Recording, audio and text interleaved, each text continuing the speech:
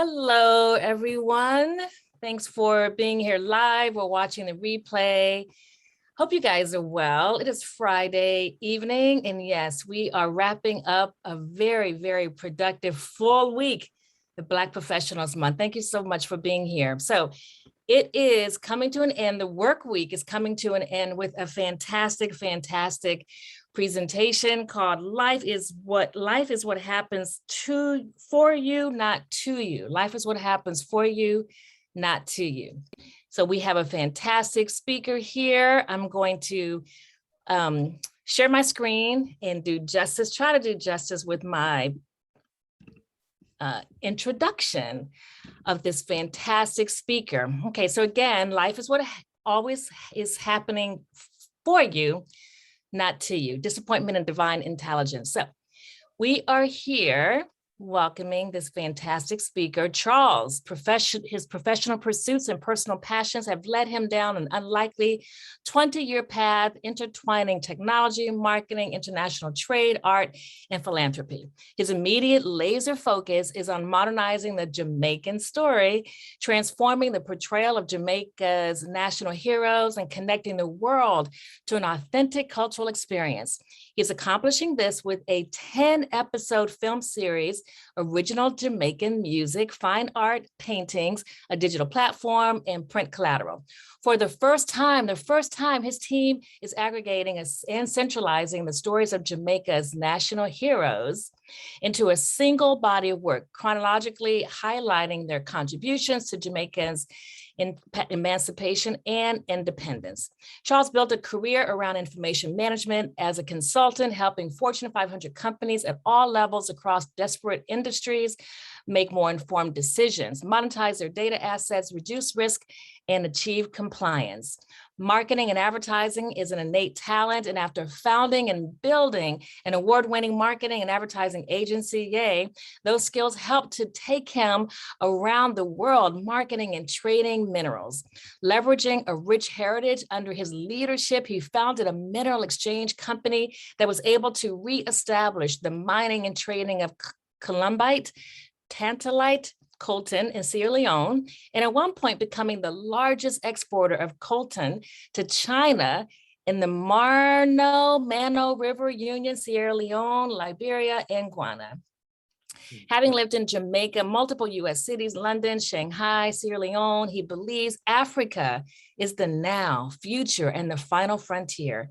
He believes those with the vision now can seize the opportunity to be part of its future success while making a positive impact on the lives of those living there. With over 10 years of experience doing business and trading with African countries, he helps investors decode the complexity of doing business and investing in Africa. Philanthropy is a passion he discovered after uncovering a hidden talent to paint. Enter Mark Fye. Through his impact model and partnership with nonprofit organizations across the globe, China, Europe, West Africa, the Caribbean, and the US, Mark Fye Creations has helped charitable organizations raise millions of dollars towards their cause and those in need ultimately.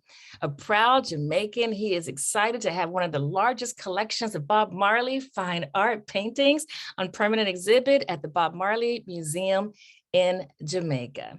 This unlikely path has contributed to his professional development, global outlook, and ability to connect, lead, and motivate people. Proud girl dad, anything Africa, feed on spiritual growth, hiker, track and field. Wow, look at you, FAMU.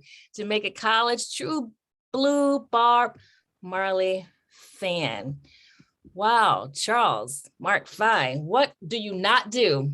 what do you not do, sir? My goodness, so proud to know you, so thrilled to have you part of Black Professionals Month. Thank you so much for being here. I am so excited to listen to all the gems you are about to drop, because I know you're about to drop some gems on all of us. So have at it, there you go. Thank you so much, Denise. I really appreciate you having me here. And also to you and Jerome for putting this Black Professionals Month program together. Necessary, highlighting, our Black professionals in the community, and exposing us to people that we probably didn't know were a part of our community. And so today, I was thinking about, what am I going to talk about? How am I going to get this message across? And I thought the best way to do it was to tell a story. And it's a story that all of us have, because it's our life story. And it's really about recognizing divine intelligence in the things that are happening, in our lives that we may not necessarily like. We might look at them as disappointments. And in the moments when they're happening, we feel like the whole world is coming to an end, and those moments seem like they just keep on going. And so I want to share a story, my personal story, about how those things have actually really ultimately worked in my favor, and to have the consciousness to be able to, in the moments when they're happening, realize that those things are happening for you and not to you. So I'm going to just play a video here. I ran track. And so this video is of me running my first race in Jamaica. This is a long time ago. This is in 1993. And so this is a relay. And as you can tell, the race that's happening right here, you see the guys coming around and they're about to hand the baton off to me. And this was my first time running in this major race. So that's me in the front right there. And in Jamaica, Boys Champs is a big deal. It's the #1 sporting event in the entire country. And everyone comes out, everybody watches it. And so this was my first time running there. And I didn't know I could run before this, because I used to train at the school, and ultimately had no idea that I had that talent. And so I discovered it here. And the funny thing though is, the Monday after the meet, I was going to be leaving Jamaica and migrating to the United States. And so this was my last race in Jamaica at that point. And I discovered, in that moment that, hey, maybe I have something here. So I get to America, and I moved to Fort Lauderdale, and there's a school here called Plantation High. And Plantation High, from what I had known living in Jamaica, hearing about my friends, I used to travel here, was a school to go to. It was like, the cool school that all the kids that left Jamaica that went. So I was hell bent. I'm gonna go to Plantation. That's exactly where I want to be. But I was in the Plantation zone. I was in Boyd Anderson zone. And so Boyd Anderson was mainly Black school, a lot of Caribbean students and Black Americans. But little did I know at the time, they were also track giants. They basically won almost all of the state championships in cross country and track and field. While Plantation, on the other hand, nobody knew about them in track and field. So I was zoned for Boyd Anderson. I ended up going to Boyd Anderson. And to my disappointment, of course, because I really wanted to go to Plantation. And it turns out that I ended up winning a state championship there and getting a full scholarship to go to FAMU because I went there. Only because, however, I went to that specific school. Had I gone anywhere else, that probably would not have happened. And so that was my first, lesson, if you will. And, sometimes what you think you want is not what's best for you, right? Because there's a divine intelligence that's guiding things in a path down to where you're supposed to be. And I think in the moment, sometimes, as I said before, you don't recognize it. And so this was one of the examples of how that happened. So this is me at Boyd Anderson. I'm this skinny little guy right here, and this guy over here. So I get a full scholarship to go to FAM, get a free education out of it, and then I graduate, but I still had this burning desire. I want to be an Olympian. And so after I get my dream job, I decide, you know what? I worked at the job for about 1.5 years. And I said, you know what? I'm going to go after this dream. I was training at the time, and I quit my job and I moved back home to train for the Olympics. Now, this is a big move because given I just came out of college, even though I'd done well in college, was a state All-American in college running, but it's still that passion for pursuing what I wanted was still there. So going after it, I come back, I'm training. I trained for almost 2 years. And this is every day, waking up, use up all my savings that I was gonna use to buy my first house. Got to the point where I was almost broke. And then 2 weeks before the trials, I have a meet in Atlanta. And in the meet, there are some of the top competitors that I would be competing against in the Olympics, right? Those were the guys that were top of their game at the time. And I ran the 400. So I go around the 400 meters at the race and I got third, which was a pretty big deal because in that race were some of the other Jamaicans that I was going to be running against 2 weeks later in the trials in Jamaica. You have to go to trials first, and then at the trials, they pick the people that come out of the top, and then they become the Olympians. I run the 400, I get third. I beat a couple of the guys from Jamaica that I'm going to run against. So I call my coach and I'm like, hey coach, I want to do another race today. I felt good. I said, can I run a 200? He's like, sure. So I lace up, I go, I run the 200. I don't finish it because I pull my hamstring. Now, I just quit my job, trained for 2 years, but I never missed a day of practice in that entire 2 years. This is one time I went to Canada. When I went to Canada, I came back and it was a scheduled training day. And I remember going to Wood Anderson, jumping the fence. It was raining that night. Jumping the fence and racing, not doing my practice in the rain that night because it was a scheduled day. And so that journey for me, when I tell the story, people are like, oh my God, he must have been heartbroken. And I was, because one of the guys that I beat in that race that day got a silver medal at the Olympics. So that could have been me. So that did hurt. But the lesson and commitment that I learned out of that is what prepared me for what I think would come next in my life. And so I met the love of my life. I got married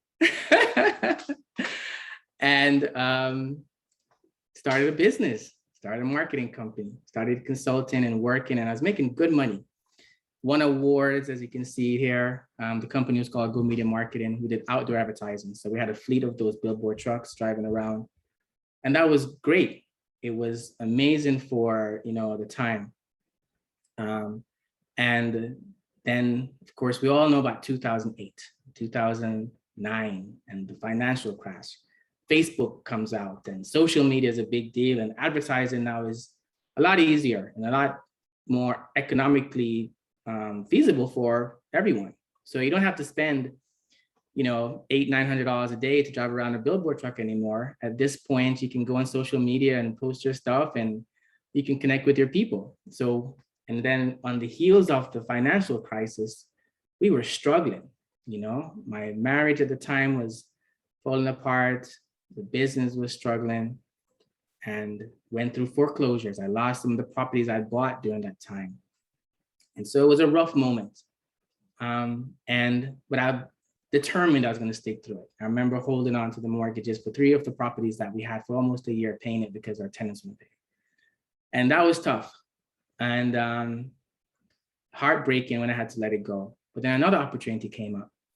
In 2005, though, I had, I'm Sierra Leonean also. So I'm Jamaican and Sierra Leone. My dad's from Sierra Leone. I didn't grow up with my father. I connected with him very late in life. And so when I connected with him, I was in college. And during that time, I got to know him because my mom never shared anything about him that was necessarily derogatory. It was my experience with him that helped me to frame his character and what kind of person he was. And so that connection that we had really wasn't a very good one. But in 2005,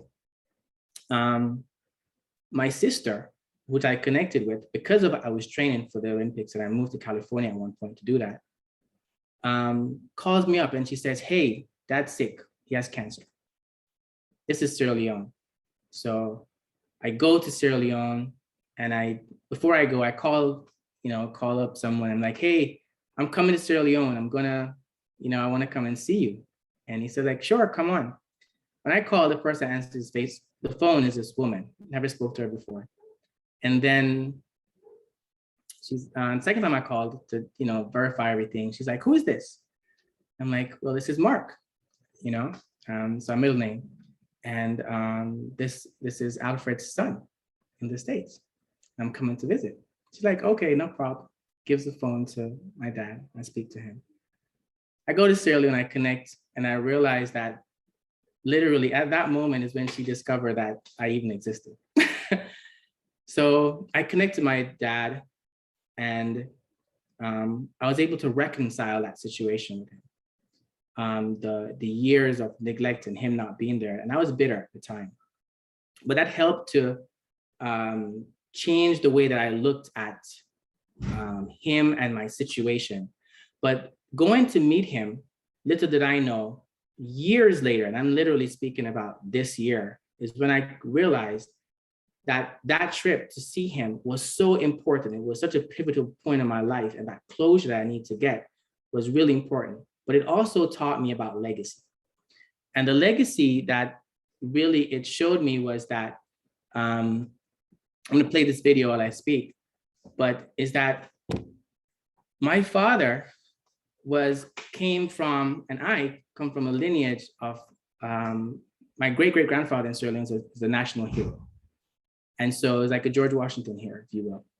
And so by connecting with him, I was able to learn about that legacy. I was able to learn about where he came from and learn about all the things that he did. And also learn that a person is not all bad, right? They may do bad things, but they're not all bad. And so I saw how other people treated him and how everyone looked up to him.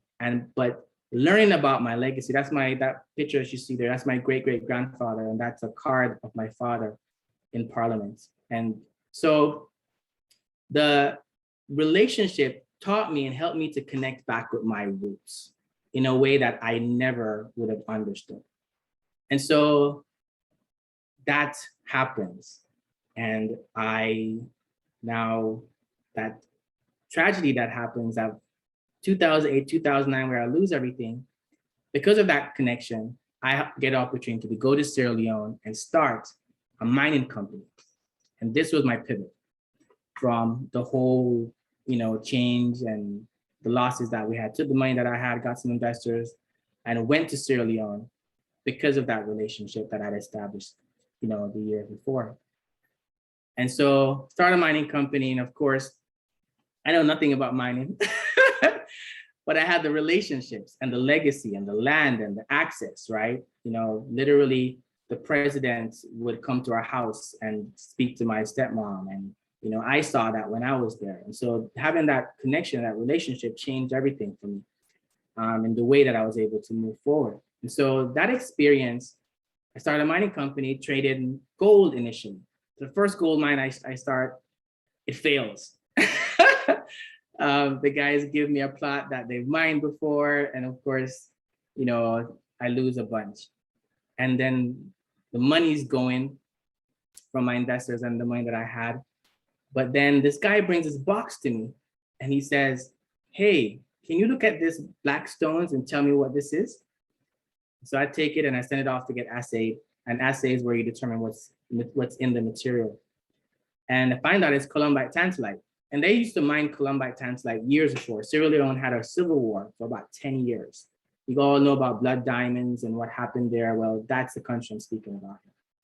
And so, but no one had mined for such a long time that they completely forgot about it. And even when I was mining gold, they used to throw away the material because they thought it was just some black stone. It's the image at the top right of the screen. And so they never knew what it was. Of course, you see the image at the bottom left right of the screen, which is gold. That's valuable. But that image at the top is columbite tantalite. And so I started mining and got that image that you just saw here, and I'll just back it up for you for a second. But I started mining and exported 10 tons of material in 30 days, literally from the start. And that was an opportunity that came just because someone didn't know what it was. So you think this is a great thing, it's awesome. You know, you broke out, now you're good.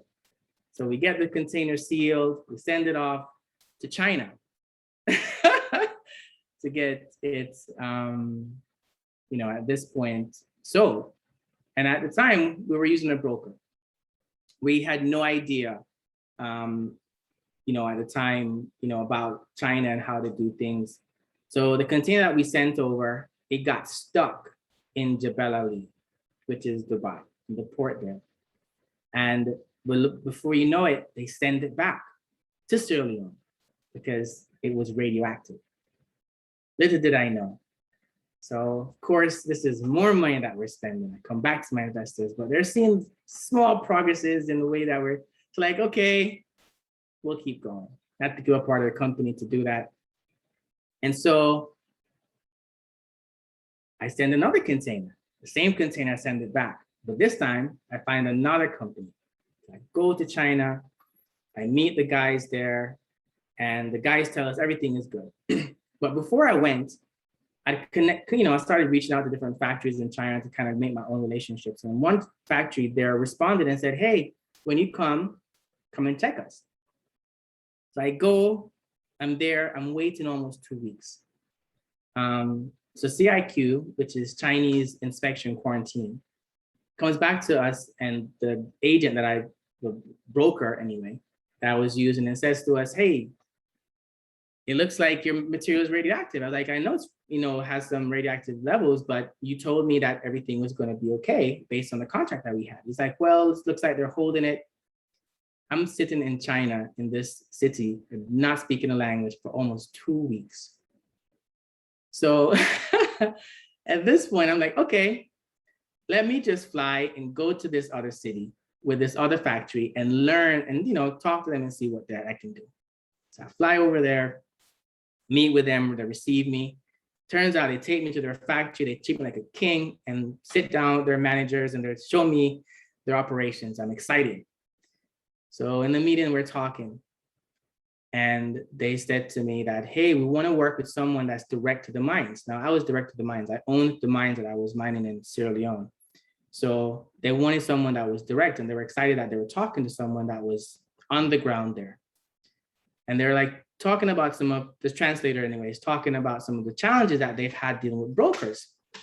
So they're talking about the brokers and stuff. And then in the midst of it, they said, you know, as a matter of fact, right now, we have 10 tons of material in Zhejiang that is stuck there because the broker didn't send it to the right port because he wanted to keep more, keep us away from the transaction to not know what was going on. I was like, that 10 tons is mine. So everybody in the room starts laughing, right? And I'm sitting there, and so they confirm, like, is the person's name this? I'm like, yeah, his name is this. And I start telling them, and I explain, and they offload everything and tell me, oh, we told him to do this and he didn't do it, and long story. But when we started negotiating the price now, I was able to negotiate almost 75% more than what that broker was giving. Now, that is where life is happening for you. Now you look back and you say, hey, it gets stuck in Jebel Ali, gets sent back to Sierra Leone, you spend more money, you send it again, it gets stuck again in China, and then you pursue it and you go to these guys, and now here is the opportunity. And so that was literally what I call the divine intelligence that I couldn't see. And if I didn't persevere, I would have never discovered it. So as a result, that first 10 tons, we lost it. But I was able to now run a business in Sierra Leone that for years was extremely lucrative with this factory because now I was dealing directly with them.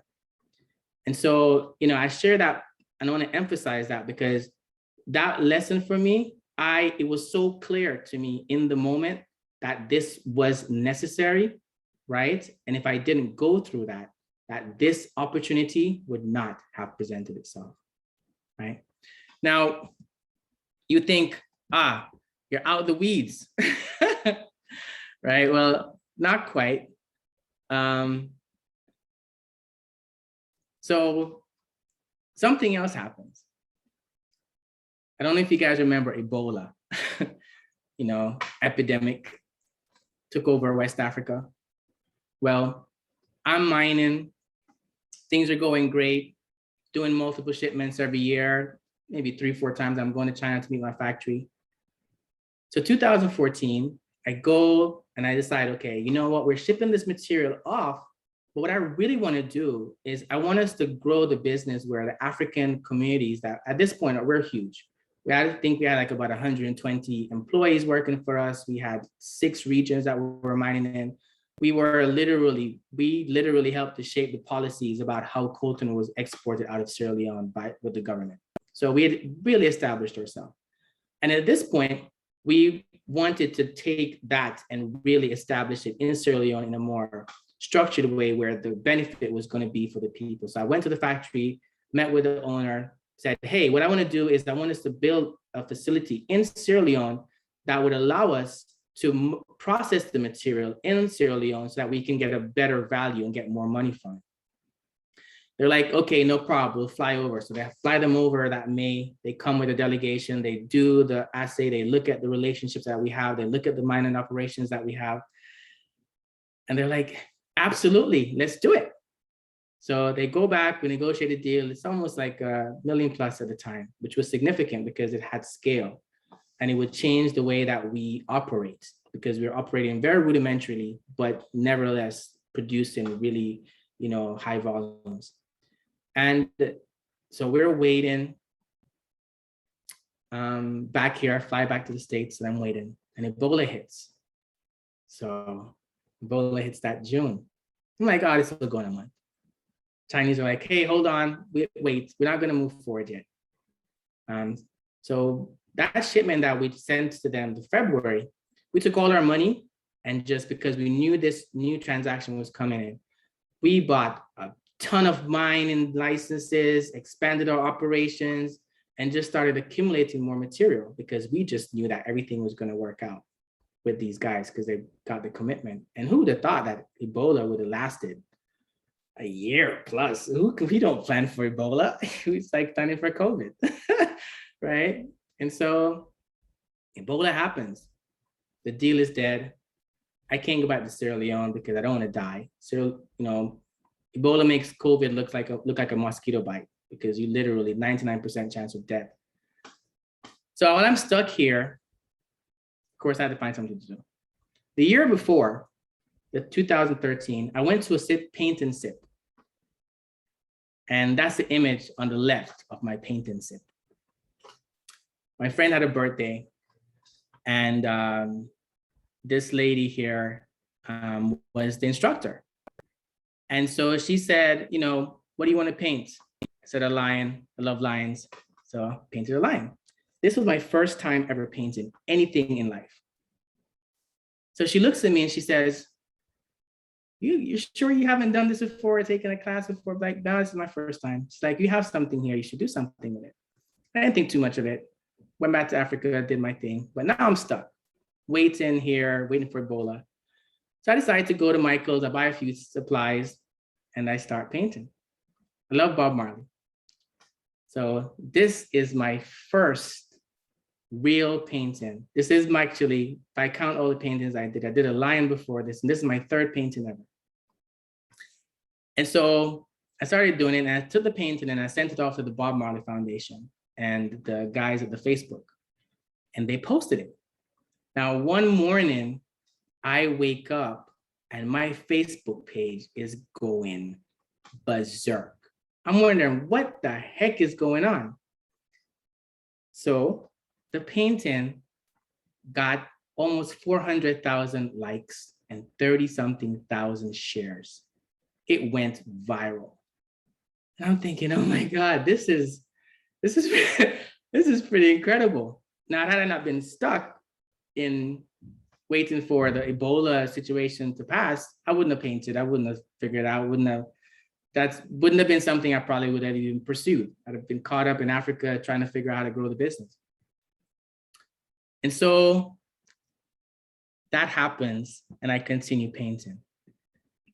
And so later on, I actually now have the largest collection of Bob Marley fine art paintings on permanent exhibit at the Bob Marley Museum in Jamaica. That's awesome. Because I continued doing that. And so that was like a huge pivot. So I pursued painting, stuck my business in Africa. I had to leave it because what happened is the Chinese started coming and started mining the factories. So even going back was difficult. I lost a bunch of the material that we had. We were able to sell some of it, scrape some of the money up, but it was like nothing. And that was pretty devastating because it was literally at that point, almost 5 years of work that was for, what I thought at the time, for nothing. But being in Sierra Leone connected me back with my African roots. And it connected me back with my understanding of who I am as a person and my place in the world.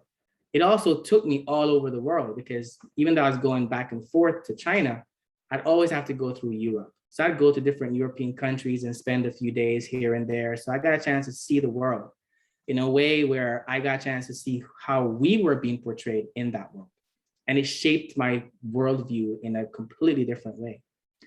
And so had that disappointment not happened, I would have never figured out that I could paint.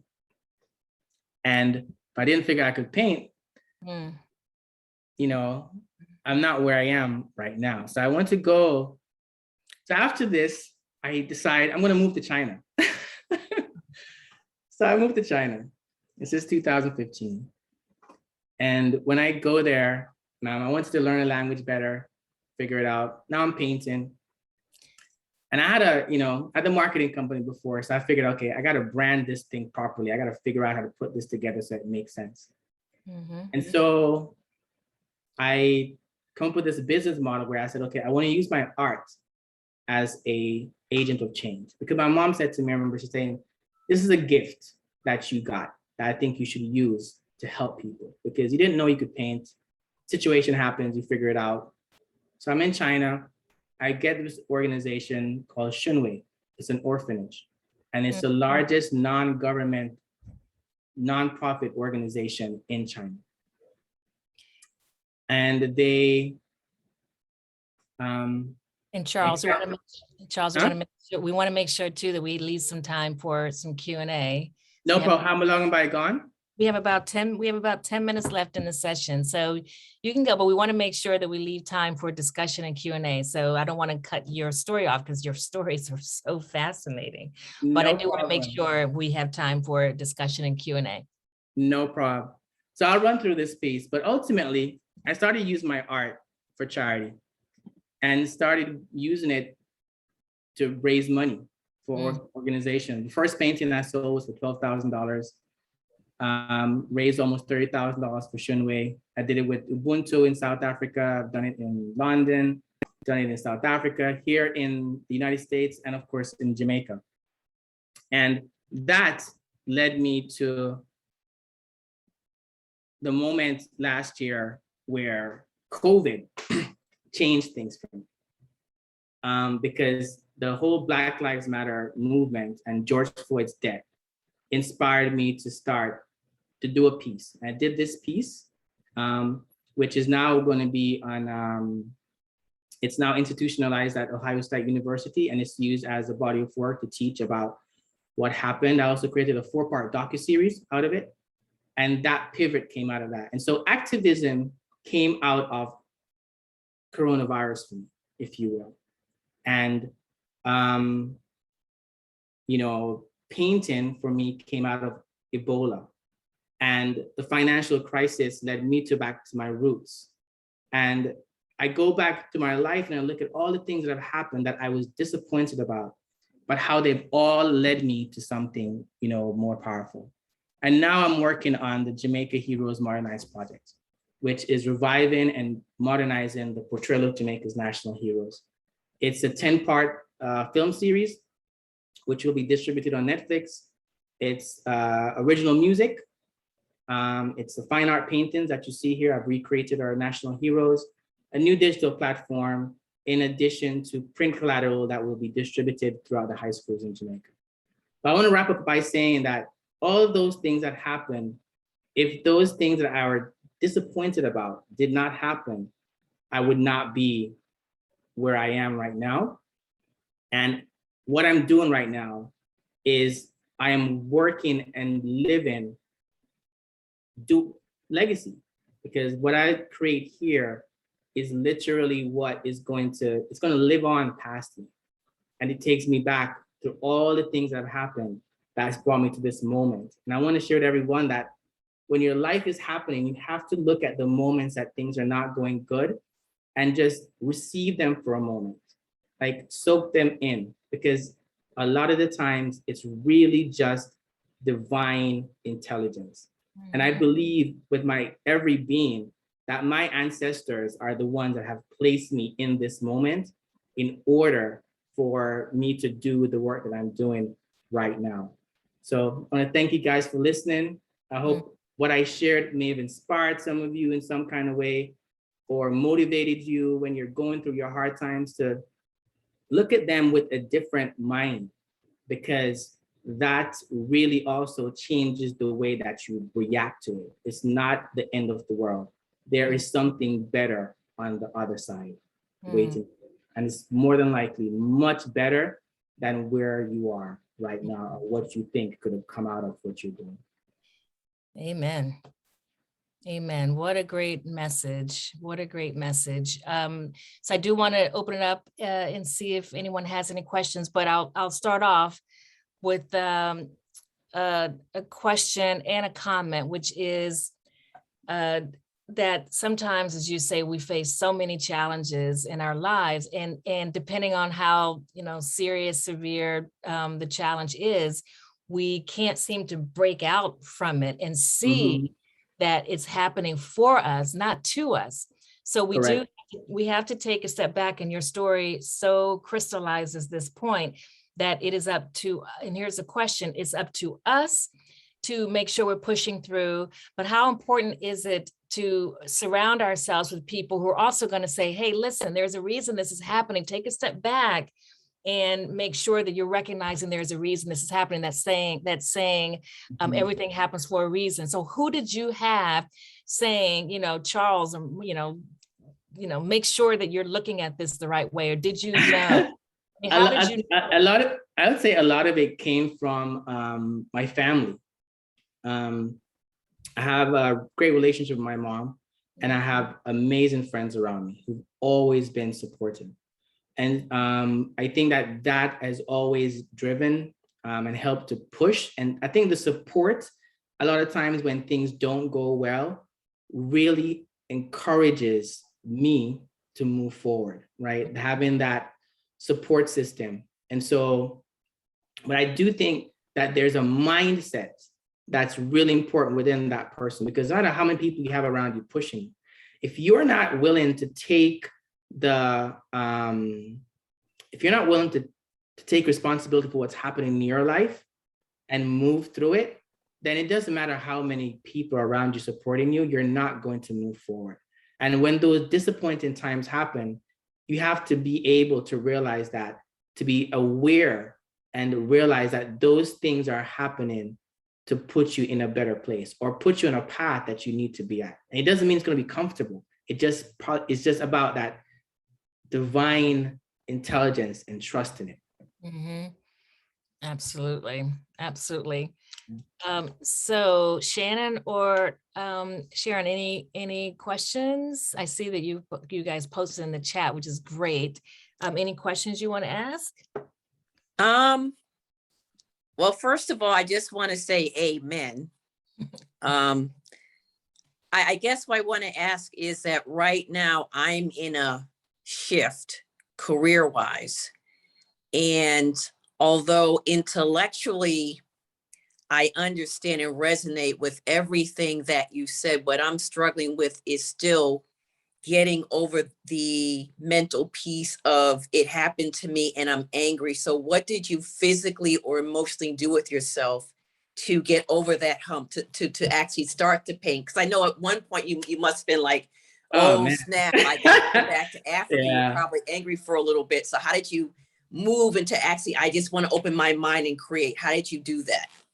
So what helps me a lot is when things aren't going well, the universe responds to action, right? So if you are acting, it literally reinforces belief.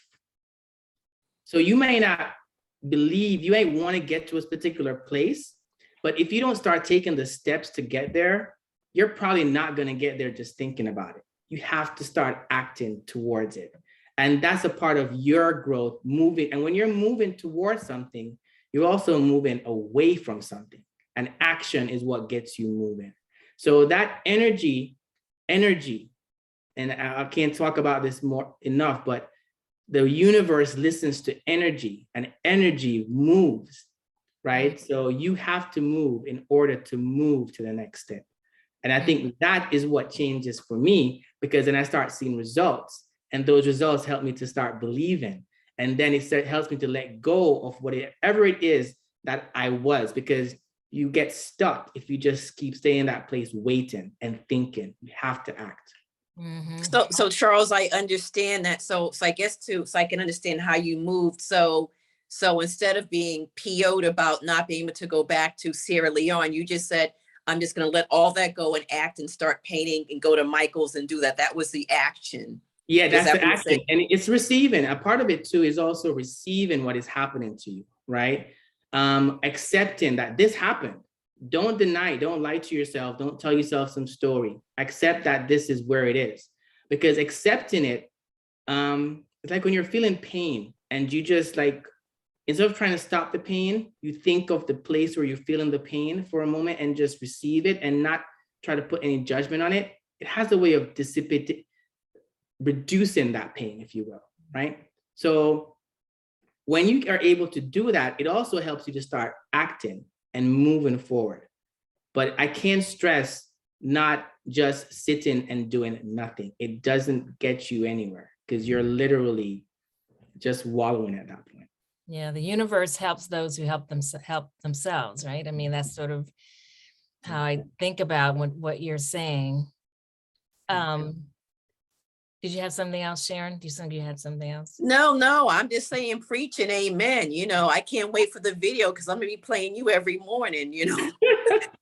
I'm happy I was able to encourage you. Yeah. Oh, but so inspiring. And another one thing I thought about as you were talking is sometimes you talk about pain. Sometimes we inflict the pain on ourselves. We make mistakes, right? We make mistakes, but we have to forgive ourselves. Yes. Because everyone makes mistakes. So just as we close out the session, talk about that, because there are a lot of people who do things and, you know, inevitably do things that hurt themselves, but they got to push through that too, right? Yeah. So, you know, my dad, and this is a spiritual conversation that we're having now, but it's really for me about, my dad wasn't the best father, but I had a conversation recently with one of my mentors, and she said to me, your dad was exactly what he needed to be for you. Mm-hmm. And when I think back to my life, and had I not grown up the way, you know, if I grew up in Sierra Leone with him and his family, I probably wouldn't have turned out the way that I did. I love the person that I am. I love where I've come to.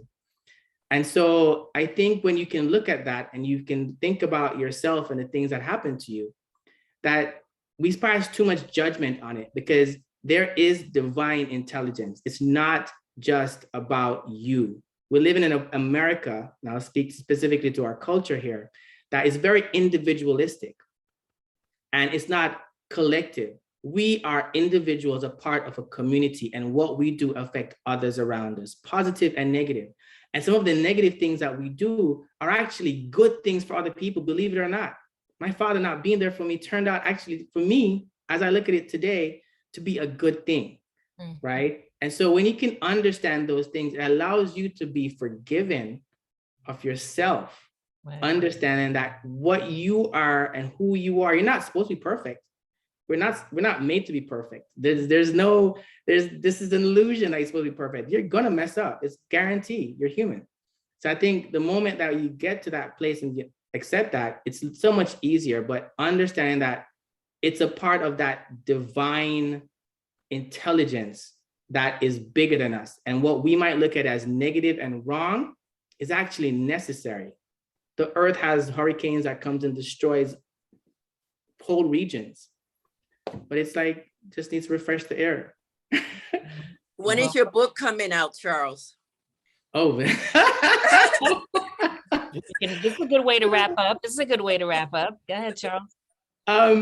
It's an interesting question. I've been thinking about it. And I think I'll think about when I can start writing that, but it's definitely one on my agenda. I don't know if I've arrived at that place yet to start writing books. I feel like there's more I need to do. And it takes a commitment. And it takes a commitment for sure. But you definitely have the content for sure. You got the stories, you got the content, and I thank you. Oh, Sharon, you have one more thing because we're going to wrap up. You have one more thing. Well, Charles, you just have to pick up a pen and paper and just manifest it, right? That's what you just said in your lecture, right? Absolutely. It will come. I think for me, a part of me is wanting to get to a certain place with some of the things I'm working on. And that's it's, I think, because that is a creative process, kind of like you don't force yourself to go. For me, I can't force myself to go in front of a canvas. I have to feel inspired to do it, and it comes out of you so much more easily if you're just inspired. Yeah. Well, you definitely inspired us. So thank you. Your stories are wonderful. Congratulations on pushing through and helping us and to believe that it really has to be a mindset shift, that it is about believing that life is happening for us and not to us. Correct. Absolutely. Yes, absolutely. And you guys can see what I'm doing at these two websites. So at mark5creations.com and JamaicanNationalHeroes.com, you can learn all about, the things I'm working on right now and see some of the work that I've done in the past as well. Awesome. Well, thank you so much for being here and for sharing. I knew you were going to drop some gems. I said at the beginning, I knew you were going to drop some gems, and you did not disappoint. So thank you so much. And thank you, ladies, for being here. And those watching the replay, thank you guys so much for being here. And we will see you next time. Bye-bye. Thank you, guys. Take care. Bye. Bye-bye.